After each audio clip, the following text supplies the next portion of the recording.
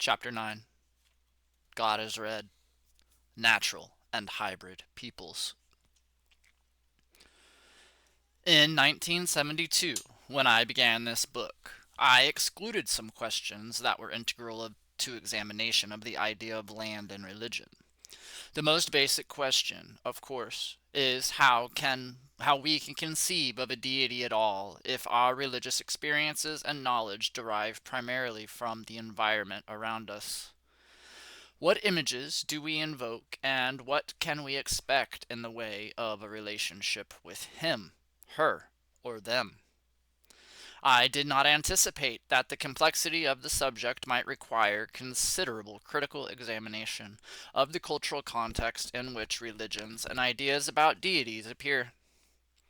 During the past 2 decades, I have been able to discover a set of lesser questions that, when taken as a unified inquiry, have led me into a better understanding of how to deal with the major question of the validity and viability of religion.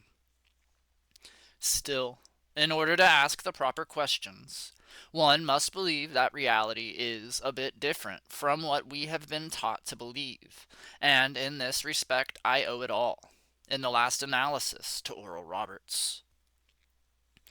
Several years back, in a memorable TV performance, Oral said that God was dissatisfied with Oral's ministry and had threatened that if he did not raise something like $10 million by a certain date, God would call him home.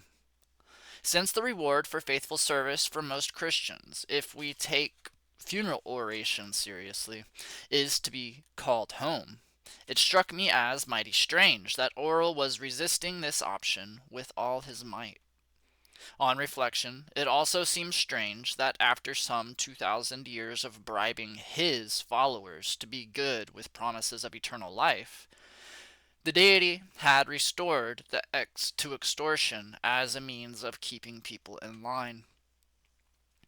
A few weeks later, when I happened to be reading one of the Old Testament prophets, it suddenly occurred to me that the Judeo-Christian deity had been a pretty rough character all along. He was also throwing fits of anger over some real or imagined slight. He monitored every activity of his chosen people to see that they were obeying some rather vague instructions he had given them. And, to hear some Protestants tell it, he had a large ledger book in which he recorded all our evil thoughts and deeds. This behavior can be described in a humorous way, but it is not very funny. It suggests a deity very closely modeled not only after a human personality, but also after a personality that is unbalanced and immature. The Judeo-Christian deity, as a matter of fact, has emotional characteristics that are quite common and can be easily identified in contemporary human beings. He has the egotism of Henry Kissinger, the stability of Donald Trump, the generosity of Edwin Meese, and the military mind of George Bush.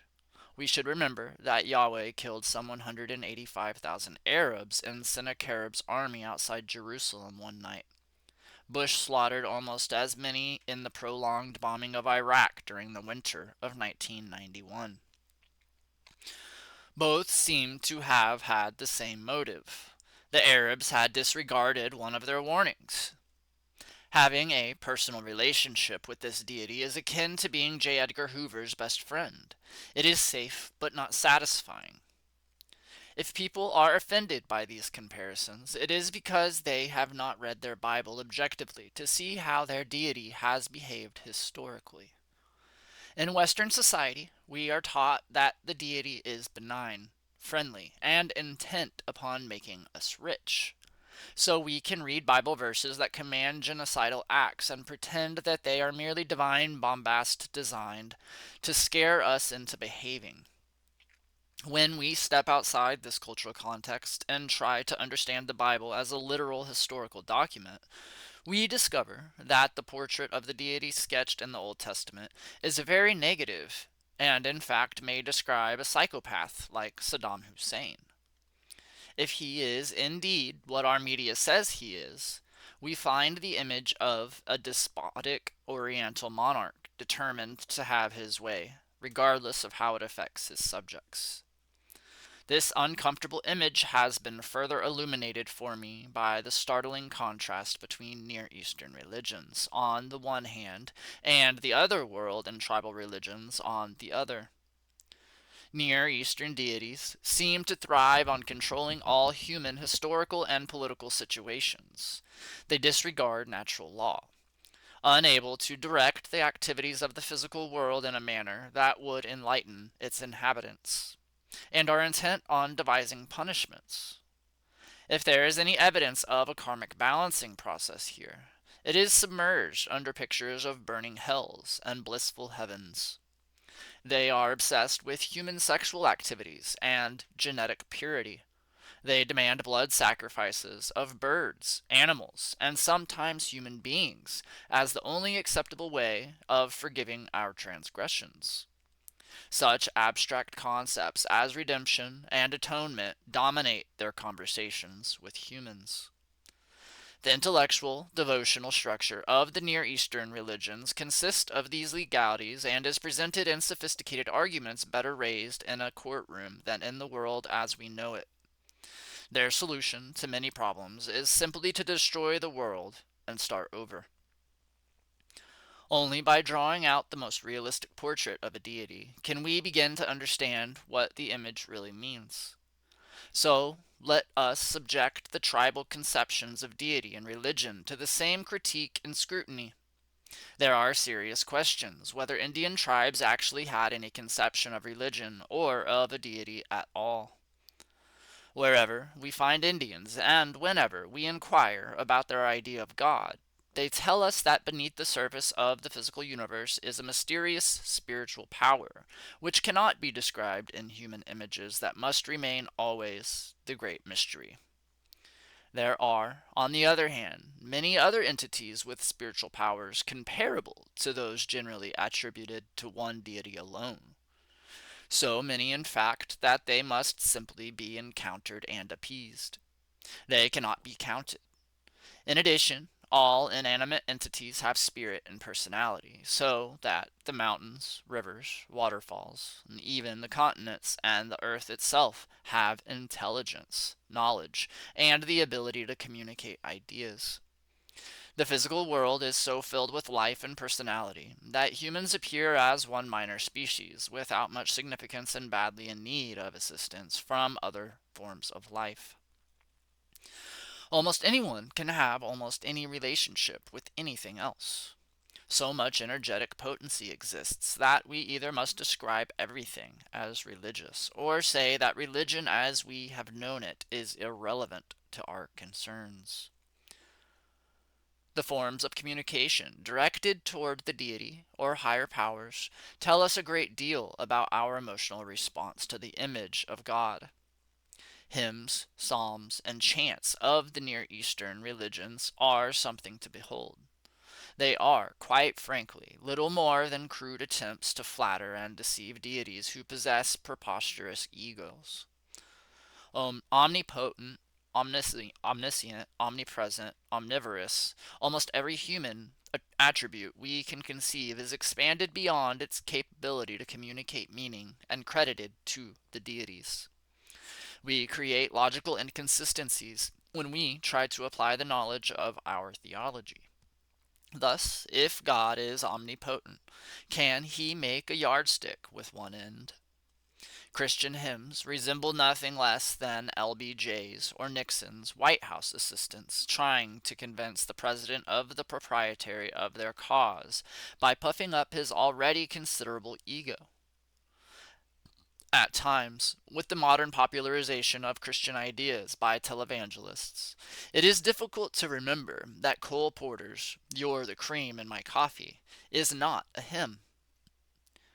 Indian songs and chants, on the other hand, frequently do not even mention a deity or the great mystery at all. They are directed to plants, birds, animals, and the earth, asking for assistance in performing rather mundane tasks. When they do specifically address the great mysterious power, their pleas are phrased in vague terms, primarily pleading that pity be shown to them. But these pleas do not flatter. They are more in the nature of an objective admission of the fact of human finitude. A rather obvious observation, the relationship to the natural world is also quite different between the two groups. The physical world is not often seen as a positive place in Near Eastern religions. It is a vale of tears filled with unexplained human tragedies. Animals are definitely placed beneath humans in the hierarchy of things, and religious ceremonies seek to purge nature from participation in the ritual, rather than acknowledge the existence of the material world. In many ways, the human body is seen as evil. The goal of life is to win eternal life, where followers receive imperishable bodies, in which they can do exactly the same things that were punishable offenses in the present life. This condition is known as salvation. The Indian format is precisely the opposite. Not only the natural physical world is regarded as integral to human ambitions and activities, but also even the hypothetical geometrical structures of the world receive some form of religious acknowledgement. Thus, Indians pray to the four directions, lay out elaborate sand paintings to represent the cosmos, and see in pipe bowls and sweat lodges a model of the larger cosmic whole. In contrast to the practices of Near Eastern peoples, Indians virtually eliminate the human element in their religious ceremonies and concentrate on representing the physical universe. Of reasonable importance in each tradition are the procedures and devices for predicting the future. Both groups rely heavily on dreams for information about the future. Indians seek predictions in ceremonies in which spirits tell them, or are supposed to tell them, what may happen in the immediate future. And the Near Eastern peoples have developed all manner of objective systems of prediction, from astrology to tarot cards, handwriting analysis to numerology. Most of these systems are now regarded as secular. But the visit of the three wise men to Bethlehem cannot have been anything except a response to these predictive elements deeply buried within the religious tradition. These two approaches to religion are also distinguishable by their ideas about the importance of the location in which worship and other religious activities are to be held. Near Eastern religions have a propensity for building massive temples and tombs, and this tradition has been emulated by Christian tendencies to construct gigantic cathedrals. Temples, churches, and synagogues separate the faithful from the secular world and from the natural world, as if religion needs to be isolated from the rest of human activities. The Indian religions, on the other hand, insist on holding their ceremonies and rituals in a natural surrounding, and could not have conceived of establishing a separate building, especially for religious activities.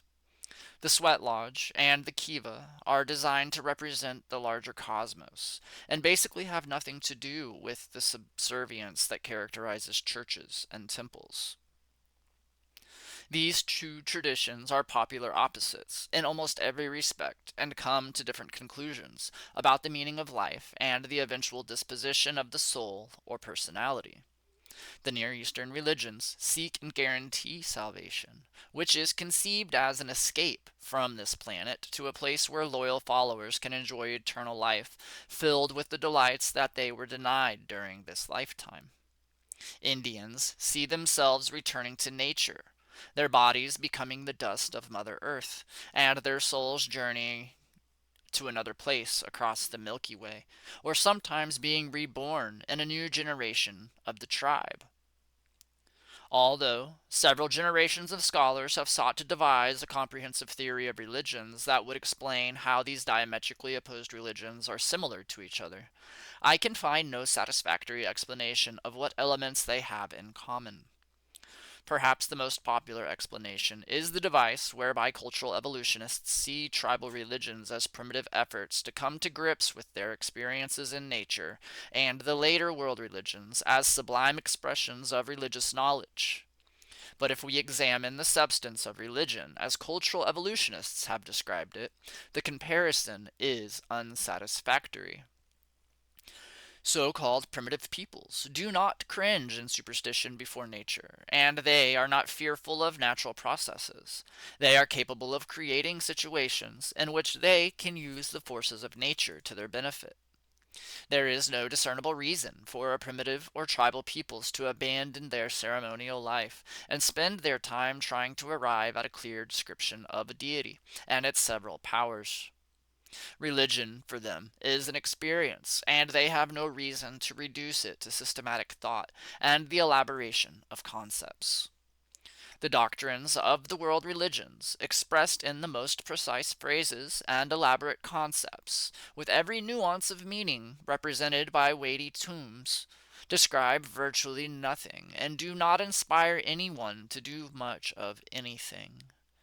Much as I admire the philosophical writings of Paul Tillich, the social concerns of Reinhold Niebuhr, and the sense of modernity of Harvey Cox, their theologies do not trigger off great religious feelings in me.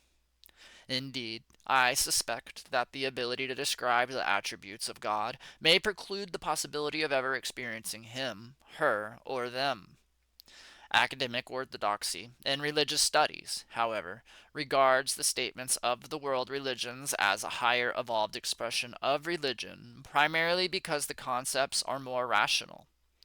Tribal religions, with their emotional and ceremonial emphasis, are placed at the bottom of the cultural evolutionary scale because they practice rather than preach.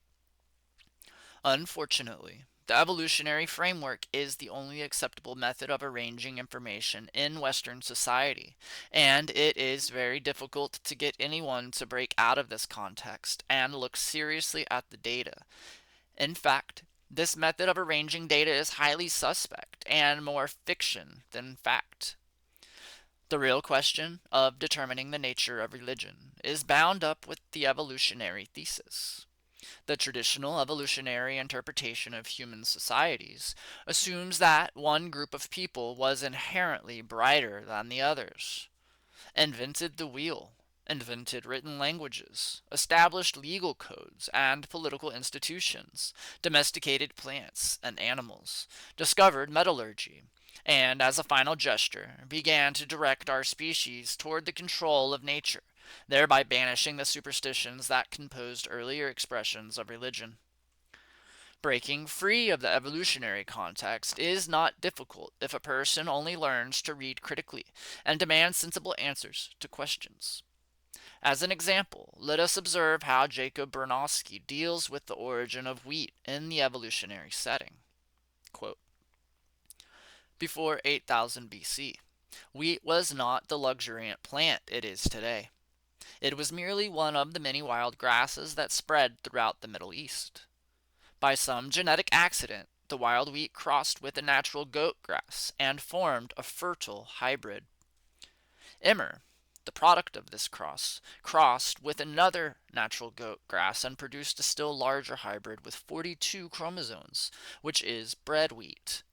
That was improbable in itself, and we know now that bread wheat would not have been fertile but for a specific genetic mutation of one chromosome. End quote. So we have two genetic accidents, each producing a hybrid that was fertile, a sequence that would have been all but mathematically impossible. Then Bronowski leans back and fogs his high, hard fastball at us, and we are expected to swallow it. Quote, now we have a beautiful ear of wheat, but one which will never spread in the wind because the ear is too tight to break up. And if I do break it up, why then the chaff flies off and every grain falls exactly where it grew. Let me remind you that is quite different from the wild wheats or from the first primitive hybrid emmer. In those primitive forms, the ear is much more open. And if the ear breaks up, then you get a quite different effect. You get grains, which will fly in the wind. The bread wheats have lost that ability. Suddenly, man and plant have come together.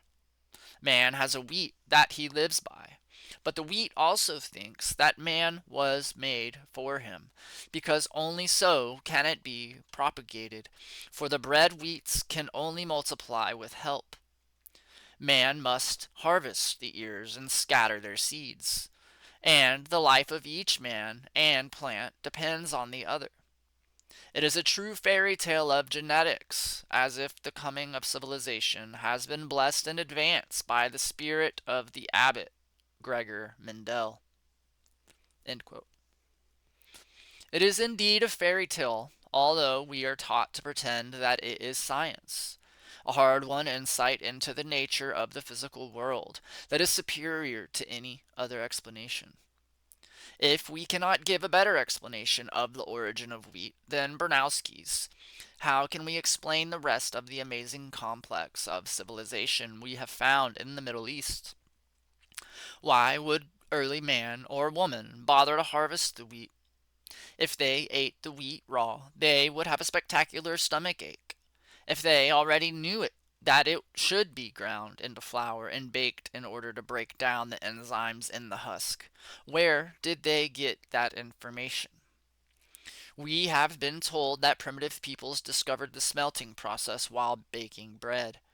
They happened to include some copper ore in their ovens, and, when they completed their bakery chores for the day, discovered that they had smelted ores to produce copper or iron while making their primitive pastries. But an oven has to be in the neighborhood of 1500 degrees Celsius in order to break down ore. There would be no reason to heat an oven that hot in order to bake bread. In fact, we cannot explain hardly anything about how civilization began. We simply find a very complex urban society when we uncover the ruins of earliest settlements anywhere in the world, and we make up fairy tales to avoid asking ourselves hard questions about the origins of these ruins. It is at this point that I could well believe the theory of the ancient astronauts as bringers of culture and technology. This makes as much sense as any other explanation. At least it enables us to explain the incredible technological advances that we see so early in human history, and it helps us avoid making totally stupid statements. Today, the ancient astronaut thesis is anathema to respectable scholarship because it has been put forward in an irresponsible manner. Popular writers have simply cited a catalog of strange, unexplained items, such as the large stones in Baalbek, the lines of Nazca, the dry cell pottery battery of Mesopotamia, the citations in Ezekiel about flying wheels. These writers screamed, "Ancient astronauts!" without offering any prolonged argument that would illuminate us about exactly what these ancients did that was so important and how they have affected us today.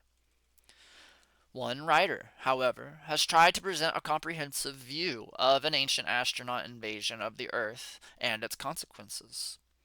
Zachariah Stitchin, in a four-book series, Earth Chronicles, reinterprets Near Eastern history with the bringing of technology, the rise of the kingship and urban settlements, and the imperial wars, as if this history were the result of an intrusion from a superior civilization.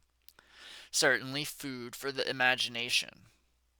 The books, The Twelfth Planet, The Stairway to Heaven, The Wars of Gods and Men, and The Lost Realm, have an internal logic to them and illuminate some of the ruins of ancient times, as well as explain social and political ideas that have continued within Western civilization, for which we have only the slightest explanation.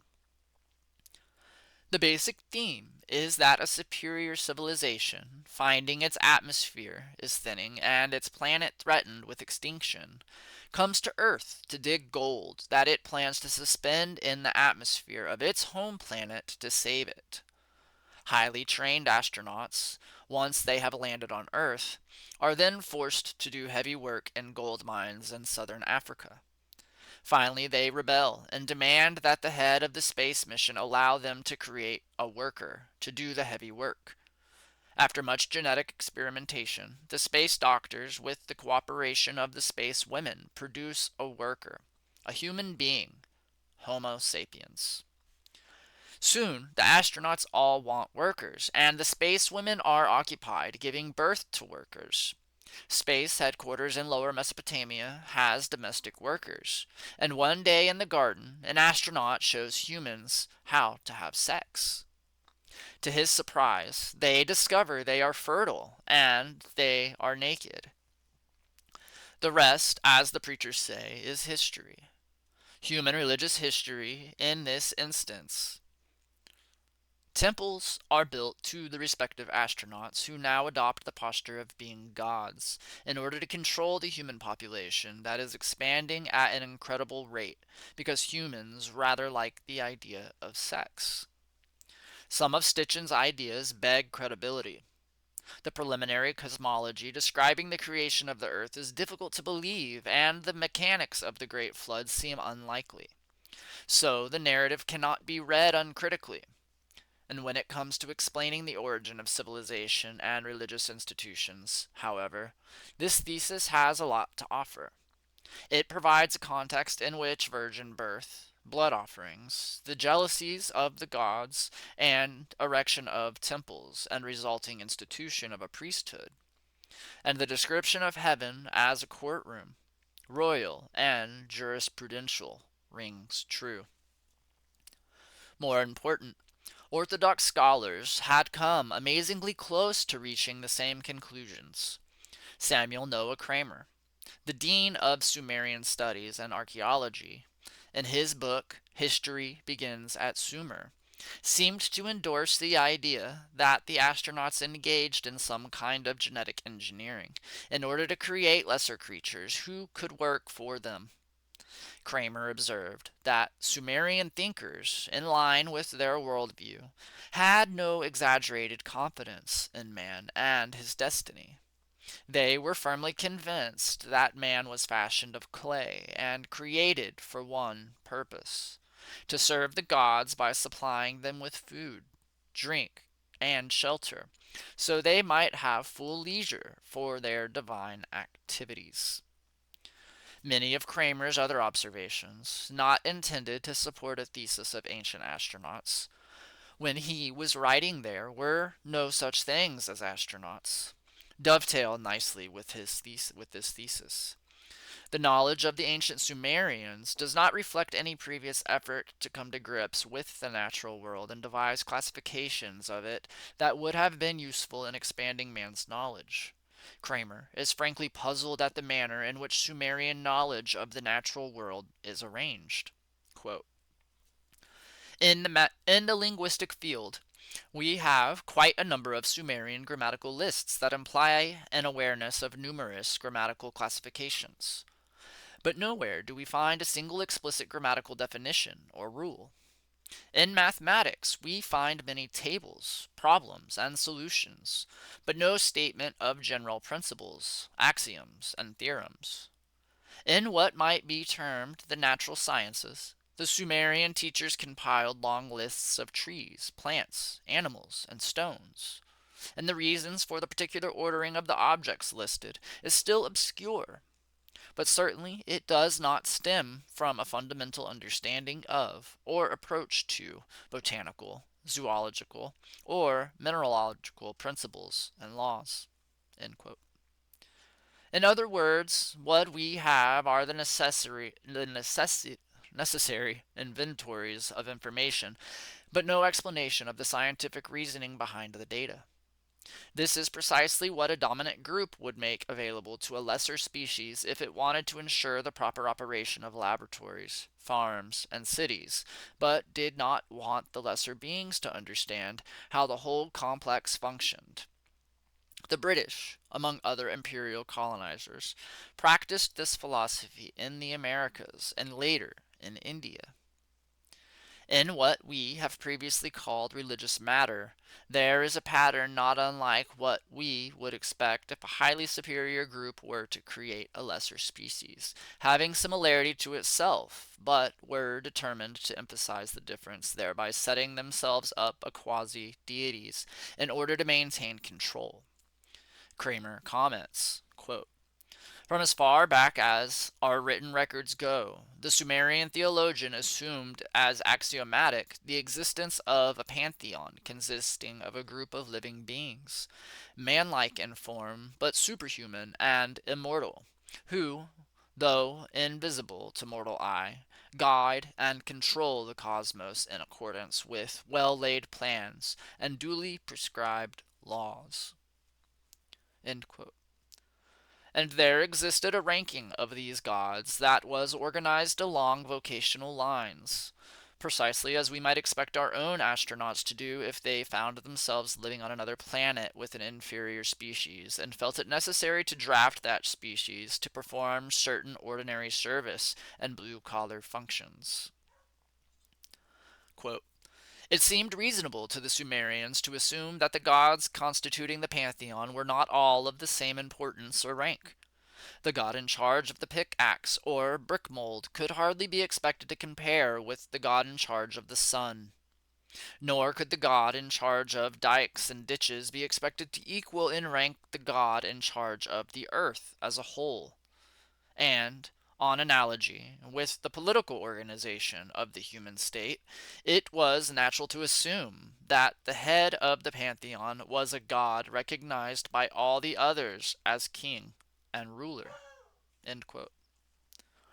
In a ranking system this complex, one has to question, why does a pickaxe or an irrigation system have to have its own deity? And why do the activities of these deities revolve around tasks that are common occupational divisions within a civilized society?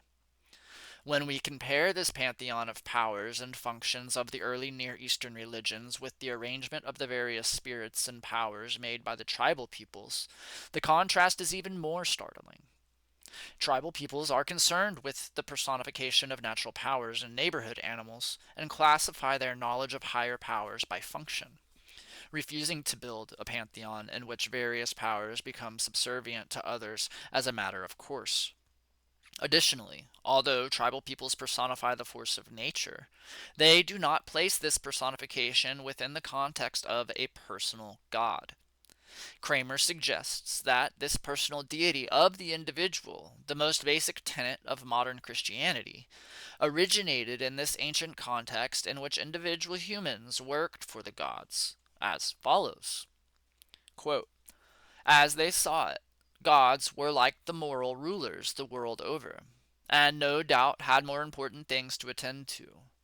And so, as in the case of kings, man must have an intermediary to intercede in his behalf, one whom the gods would be willing to hear and favor. The Sumerian thinkers therefore evolved the notion of a personal god, a kind of good angel to each particular individual and family head, his divine father, who had begot him, as it were.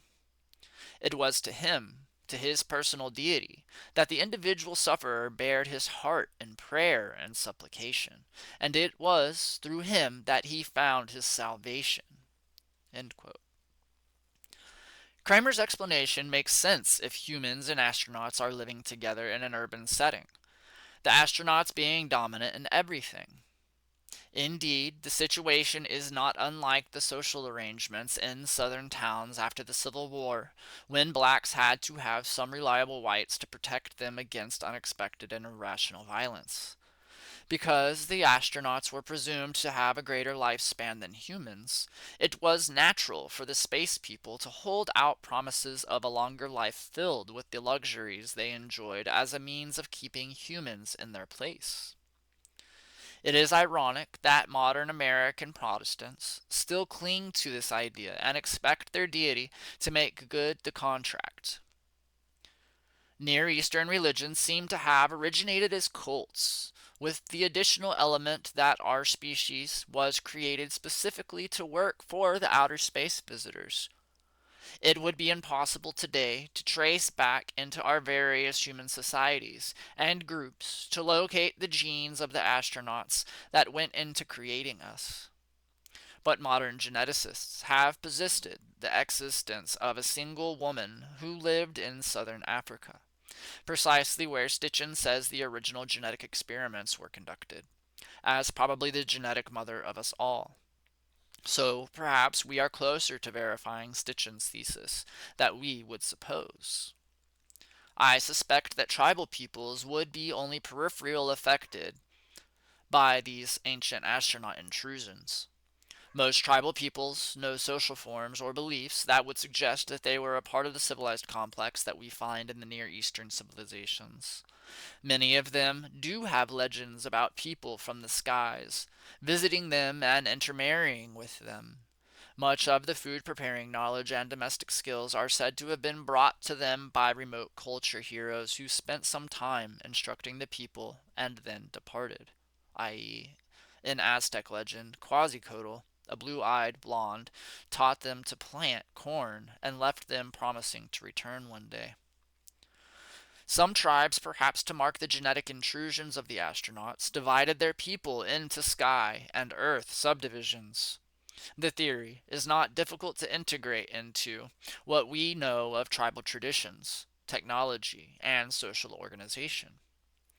The major belief that has survived the passage of time among the peoples who were visited and created by the ancient astronauts is the expectation of eternal life. Incredible hardships have been endured by people within the religious traditions that look forward to eternal life as their reward.